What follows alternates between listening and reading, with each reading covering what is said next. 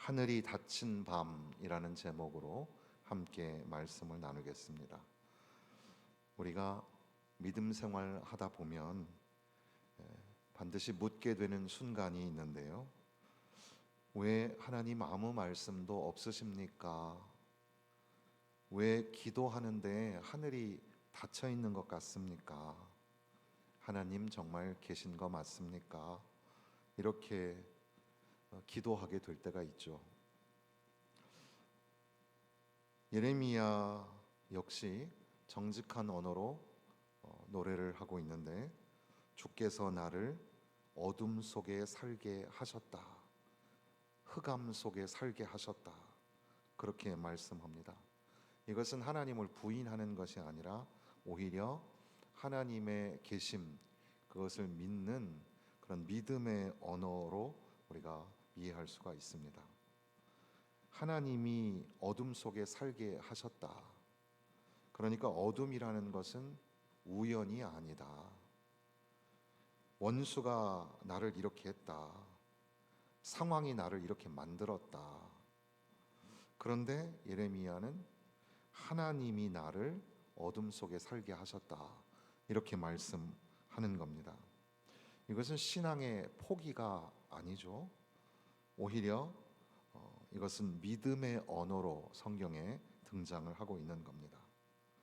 살게 하셨다. 살게 하셨다는 것은 잠깐 동안 시험을 받는 게 아니라 계속해서 고난이 지속되는 상태를 의미합니다. 가장 힘든 고난은 끝이 보이지 않는 고난이죠. 살다 보면 도무지 끝이 보이지 않는 것 같은 그런 고난을 만날 때도 있습니다.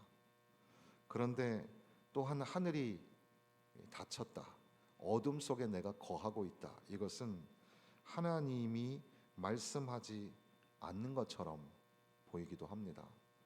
그래서 우리는 이것을 침묵이라는 단어로 또 표현을 하기도 하죠.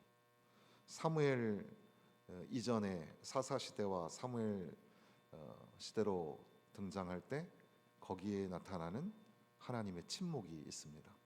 또 선지자들이 사역을 하고 말라기 선지자 이후에 400년 이상 선지자의 외침이 없는 그런 또한 하나님의 침묵이 있었습니다. 십자가 위에서 하늘이 캄캄해지고 마치 하늘이 닫힌 것처럼 흑암이 덮고, 그리고 하나님이 말씀하시지 않는 것 같은 그런 하나님의 침묵도 또한 있기도 합니다. 우리가 하나님을 자꾸 이해하려고 할 때마다 오히려 하나님은 침묵하시는 것처럼 보입니다. 그것은 설명하고 이해해서는 도무지 알 수 없는, 오히려 하나님 앞에 손들고 나아가고 하나님을 의지합니다, 하나님을 신뢰합니다, 그렇게 하기 위한 하나님의 은혜의 방식으로 때로는 우리에게 침묵이 있기도 하다는 겁니다. 예레미야 예가서에는 밝은 아침이 있는 것이 아니라 어둠 속에 살고 있는 그런 슬픈 노래처럼 보입니다. 그런데 뒷부분에 가서 보면 예레미야 예가의 가장 중요한 성경 구절은 3장 21절에서 23절까지 말씀이죠. 3장 21절, 이것을 내가 내 마음에 담아 두었더니 그것이 오히려 나의 소망이 되었사옴은 여호와의 인자와 긍휼이 무궁하심으로 우리가 진멸되지 아니함이니이다.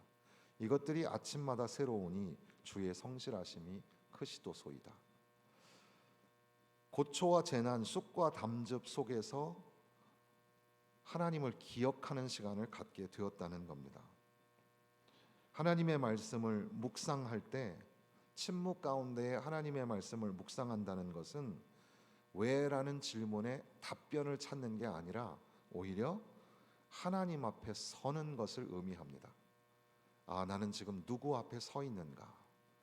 그런 시간을 만나는 것이 바로 침묵 가운데 그러나 하나님의 말씀을 기억하는 것이라고 할 수 있겠습니다.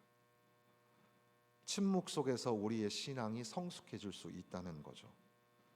느껴지지도 않고 설명이나 또는 이해되지도 않지만 그러나 포기하지 않고 계속해서 하나님을 의지하게 되는 그러한 성숙한 신앙으로 나아가게 된다는 겁니다. 성경에는 이 어둠이라는 그런 주제가 많이 등장을 합니다. 단순한 의미가 아니라 여러 가지 의미가 있을 텐데 적어도 네 가지 범주로 제가 정리를 해보니까, 먼저는 창조 이전에 어둠이 있었죠. 무질서를 의미하는 혼돈, 어둠, 땅이 혼돈하고 공허하며 흑암이 깊음 위에 있었다. 질서가 없었던, 하나님의 말씀이 울려 퍼지지 않았던 그 자리, 하나님은 어둠을 제거하시지 아니하고 하나님은 거기서 말씀하셨다. 하나님은 어둠 속에서도 말씀하신다. 출애굽기 10장이나 신명기 4장 같은 데 보면 그 애굽의 그 흑암의 재앙, 또는 하나님의 백성들에게 임하시는 하나님의 혹독한 임재의 방식으로 흑암이 그들을 덮기도 하였습니다. 모든 것이 캄캄해지는 거죠. 우리가 방금 부른 것처럼 온 세상이 캄캄하였다. 때로는 욥기나 시편 88편, 또 지금 우리가 에가서에서 이 어둠이라는 단어를 만나지 않습니까? 2절에도 보면, 3장 2절에도 보면 나를 이끌어 어둠 안에서 걸어가게 하시고 빛 안에서 걸어가지 못하게 하셨다. 어둠이라는 단어가 등장을 합니다. 공동체 또는 개인에게 이게 죄의 결과일 수도 있겠지만 어쨌든 설명할 수 없는 그런 고난의 영역으로서의 어둠이 있다. 밝혀지지 않는 그런 밤의 시간이 있다. 또 잠깐 앞서 언급드린 것처럼 십자가 상에서 제6시로부터 온 땅에 어둠이 임하여 제9시까지 계속되었다. 성경에서 어떻게 보면 가장 짙은 어둠, 바로 그것이 십자가가 세워지던 그날에 있었던 어둠이라고도 할 수 있겠죠. 그렇게 온 세상이 캄캄하게 어두워졌지만 그 십자가로 인하여서 구원이 완성이 되어지기도 합니다. 그런 어둠, 여러 가지의 어둠 속에서 하나님이 침묵하시는 것 같은 그 시간 속에서 하나님의 말씀을 기억하고 문제의 해답을 만나는 것이 아니라 오히려 하나님을 더 많이 의지하고 신뢰하여 가는 과정, 이것이 어떻게 보면 신앙의 성숙이라고 할 수 있겠습니다. 방금 우리가 읽었던 21절, 22절 이 말씀들 보면 이 말씀의 배경으로 에레미야가 이스라엘 백성들을 위해서, 그 나라를 위해서 울고 있는데 그 나라가 회복되었거나 또는 고난의 문제가 해결된 것이 아니었습니다. 그럼에도 불구하고 여호와의 인자와 긍휼이 무궁하심으로 우리가 진멸되지 아니하였다. 그러한 소망이 우리에게 계속 있다. 이렇게 고백하고 있습니다. 그러니까 어둠이 지나간 게 아니라 어두움은 있으나 그러나 어둠 속에서도 계속해서 하나님을 붙들고 있다는 것을 알 수가 있는 거죠. 어둠이 임했지만, 침묵이 있었지만, 도무지 설명도 안 되고 이해도 안 되지만, 그러나 그날 밤에 십자가가 세워지고 구원이 성취되었다. 가장 어두운 밤이라도 하나님의 역사가 일어날 수 있다는 사실을 우리는 잊지 말아야 합니다. 그러니까 어둠은 끝이 아닙니다. 침묵은 하나님의 거절하심이 아닙니다. 모든 것들이 끝나버렸거나 멈춰버린 상태가 아니라 여전히 그러한 중에도 하나님은 우리의 하나님이시라는 사실이죠.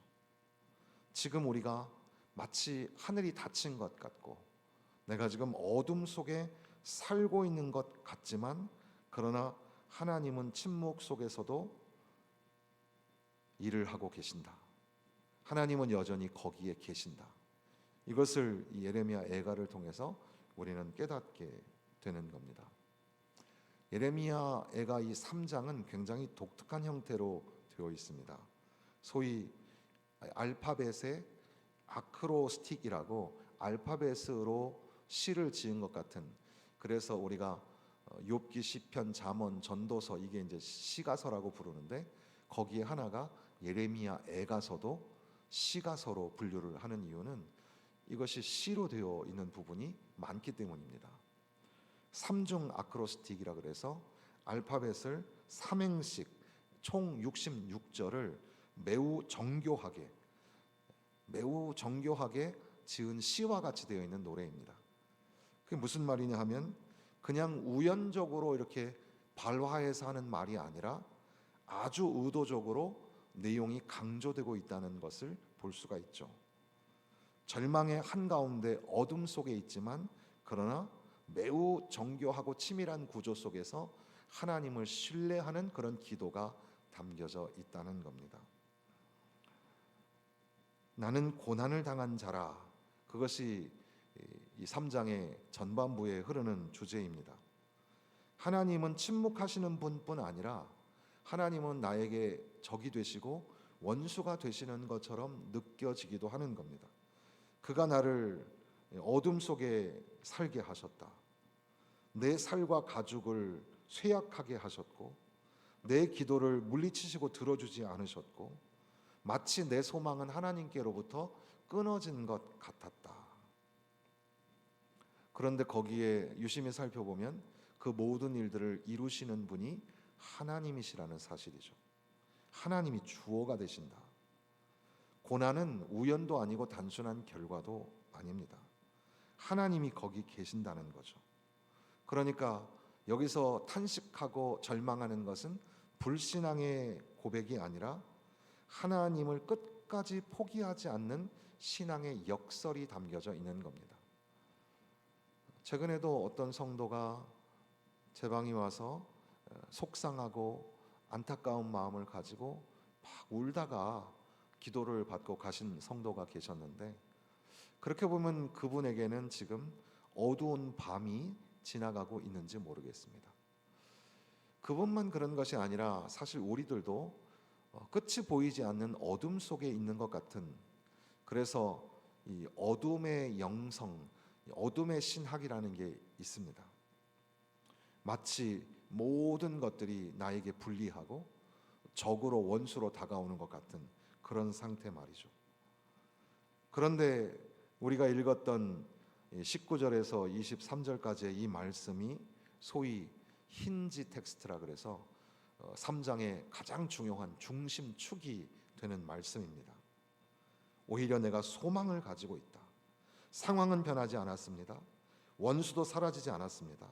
감정도 회복된 게 아니었습니다.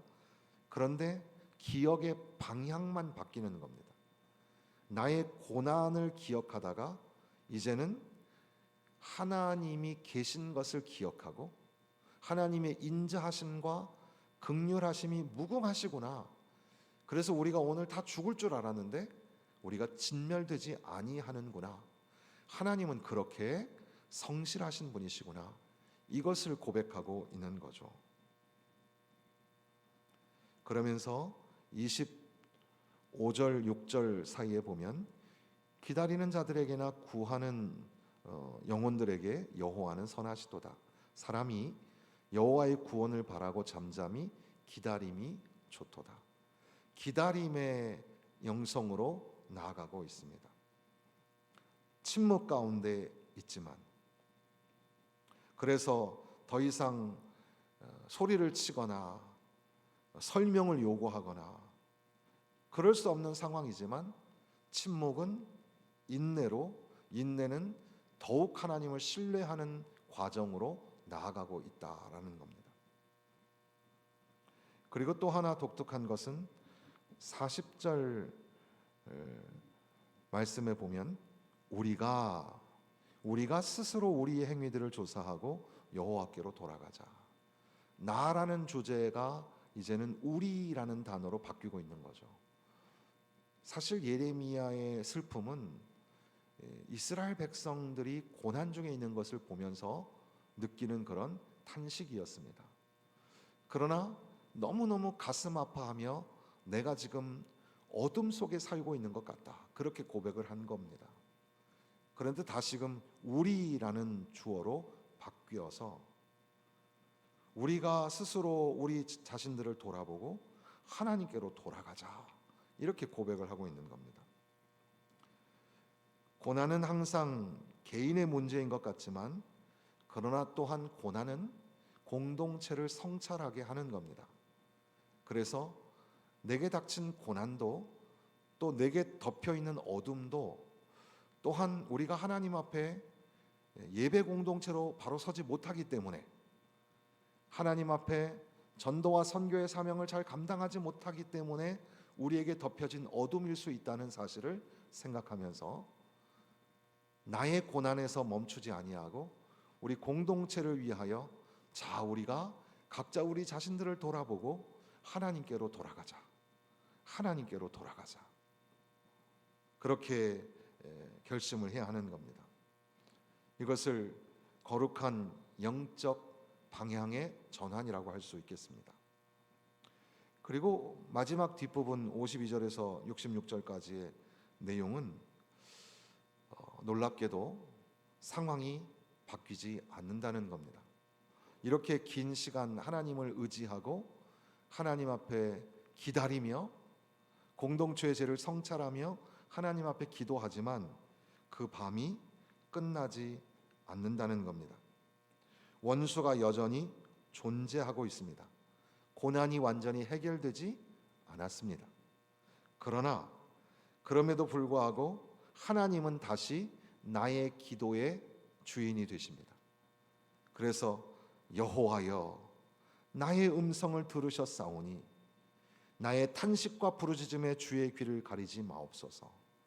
여호와여 나의 원통함과 나의 억울함을 풀어 주옵소서. 다시금 하나님 앞에 기도하며 나아간다는 거죠. 그러니까 소망이라는 것은 문제가 해결됐다는 뜻이 아니라 다시 기도할 수 있는 하나님과의 관계를 회복하는 데 있습니다. 그러니까 고난 중에 어려움 중에 있는 성도들, 어둠 속에 살고 거주하고 있는 성도들, 인내하고 기다리는 중에 다시금 하나님 앞에 나아가서 그럼에도 불구하고 여전히 하나님은 나의 하나님이시오니 하나님 나의 기도를 들어 주옵소서. 나의 원통함을 풀어 주옵소서. 하나님 앞에 메어 달려 기도하는 신앙의 성숙한 그런 관계 회복의 시간까지 만나게 된다는 거죠. 그러니까 이렇게 3장의 전체의 맥락 가운데 오늘 우리가 주제로 삼고 있는 어둠이라는 단어를 생각해 보게 되는 겁니다. 우리 모두는 어둠의 시간을 지날 때가 있죠. 지금 어둠의 긴 터널을 지나가고 있는 사람도 있습니다. 도무지 끝이 보이지 않고 어둠 속에서 거하고 살고 있는 것처럼 느껴지는 사람들도 있을 겁니다. 혹시 여러분이 그렇지 않더라도 여러분 주변에 어둠을 만난 사람들이 있다면 오늘 이 말씀들을 여러분들이 가슴에 새기고 그들에게 이 말씀을 전하며 격려할 수 있기를 또한 바랍니다. 토마스 오바댜 치솜이라는 분이 있는데 이분은 1866년 생이니까 아주 오래전 사람입니다. 감리교 목사로 안수를 받았습니다. 그런데 건강이 너무 안 좋아서 1년도 목회를 제대로 하지 못하고 내려놓아야 했습니다. 건강도 좋지 않았지만 재정 상태도 바닥을 치고 있어서 너무너무 극심한 가난 속에 살아가고 있었던 겁니다. 그런데 그가 그렇게 절망의 어둠의 시간을 지나고 있을 때에 문득 그의 손에 들려졌던 하나님의 말씀이 바로 여기 나와 있는 3장 22절 23절의 말씀이었습니다. 여호와의 인자와 긍휼이 무궁하심으로 우리가 진멸되지 아니함이니이다. 이것들이 아침마다 새로우니 주의 성실하심이 크시도소이다. 저는 예전에 한번 이 말씀을 여러분들에게 소개한 적이 있었는데 그때 저는 어떤 상상력을 가지고 있었냐면 예루살렘이 무너질 것을 보고 있는 예레미야가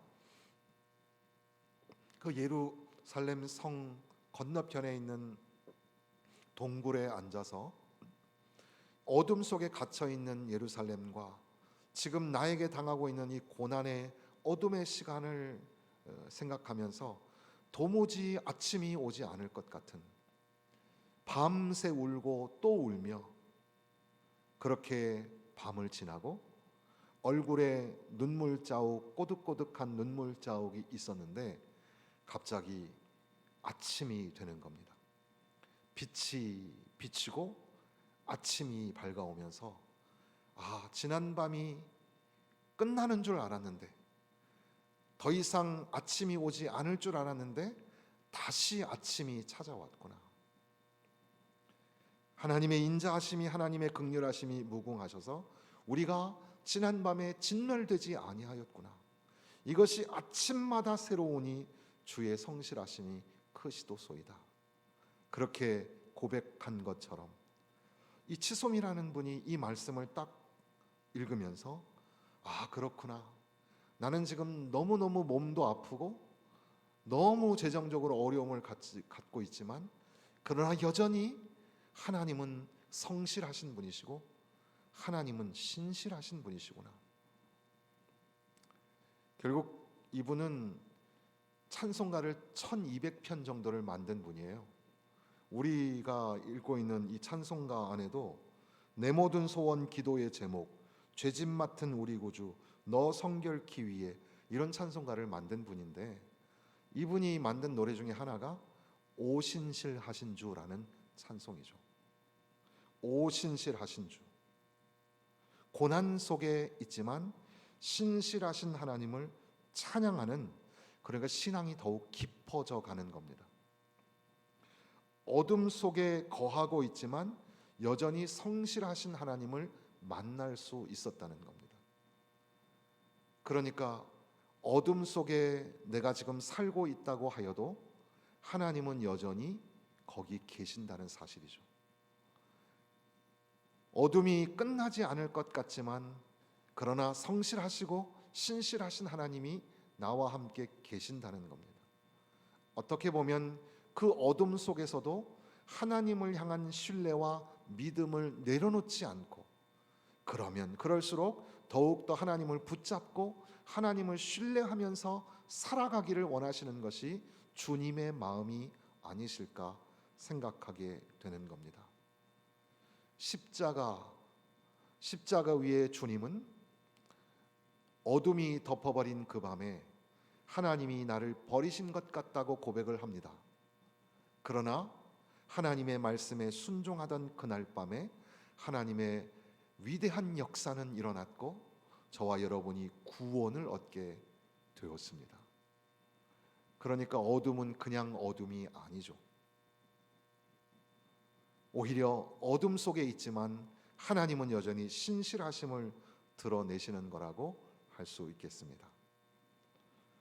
오늘 내 삶에 어둠이 덮여 있을 때에, 또는 우리 성도들의 삶에 거치지 않는 흑암이 덮어버렸을 때, 그러나 그때 거기에 하나님이 계시기에 더 하나님을 의지하고 하나님을 신뢰하며 하나님 앞에 나아가 토로하며, 하나님 나의 원통함을 풀어주옵소서, 하나님 나의 기도를 들어주옵소서, 그렇게 하나님께 더 가까이 나아가는 신앙으로 고백하며 나아가야 될 줄로 믿습니다.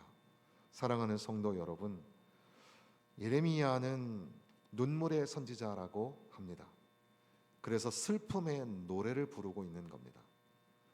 그러나 하나님은 여전히 거기 계셔서 그의 눈에 눈물을 닦아주시며 슬픔의 노래였던 애가가 사랑의 노래 애가로 바뀔 수 있도록 여전히 하나님은 예레미야의 하나님이었습니다. 우리가 긴 어둠의 시간을 지날 때에도 하나님은 여전히 거기 계시며 하나님은 우리의 하나님, 여러분의 하나님이신 것을 믿으시고 끝까지 하나님을 붙잡고 어둠 속에서 더 한 걸음 더 나가 더 가까이 하나님께 나아가 하나님 앞에 기도하다가 하나님의 계심을 만나고 하나님의 일하심을 볼 수 있는 저와 여러분 되시기를 주님의 이름으로 축원합니다.